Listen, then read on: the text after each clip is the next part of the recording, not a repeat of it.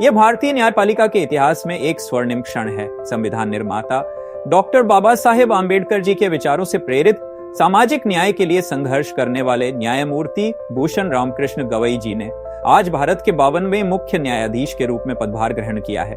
वे सर्वोच्च न्यायालय के इतिहास में इस पद तक पहुंचने वाले पहले बौद्ध व्यक्तित्व बने हैं। यह केवल एक व्यक्ति की उपलब्धि नहीं है, बल्कि यह समानता, न्याय और संघर्ष के मार्ग पर चलने वाले हर व्यक्ति की सामूहिक विजय है। 1960 में महाराष्ट्र के अमरावती में जन्मे न्यायमूर्ति गवई के पिता रामकृष्ण सूर्यभान गवई एक प्रमुख सामाजिक व राजनीतिक नेता थे, लेकिन भूषण गवई जी ने अपने जीवन के मार्ग के रूप में कानून को चुना। नागपुर विश्वविद्यालय से कानून की शिक्षा पूरी करने के बाद 16 मार्च 1985 को उन्होंने वकालत शुरू की। उनकी मेहनत और संवेदनशील दृष्टिकोण के चलते उन्हें जल्दी ही पहचान मिलने लगी। वे सरकारी वकील, लोक अभियोजक और फिर बॉम्बे हाईकोर्ट के न्यायाधीश बने।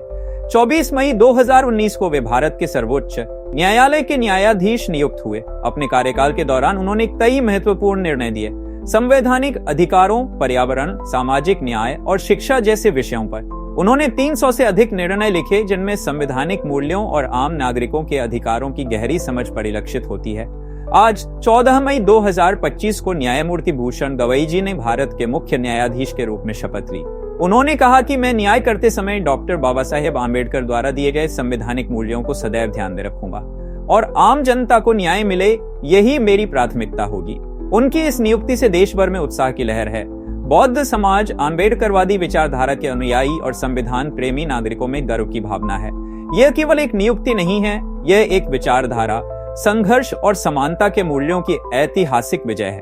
आज का दिन यह सिद्ध करता है कि संघर्ष की राह पर चलने वालों को सफलता की ऊंचाइयों तक पहुंचने से कोई रोक नहीं सकता और अब न्याय का सर्वोच्च आसन सामाजिक समता की दिशा में अग्रसर हो गया है। न्यायमूर्ति भूषण गवई जी को उनके कार्यकाल के लिए कोटि कोटि शुभकामनाएं।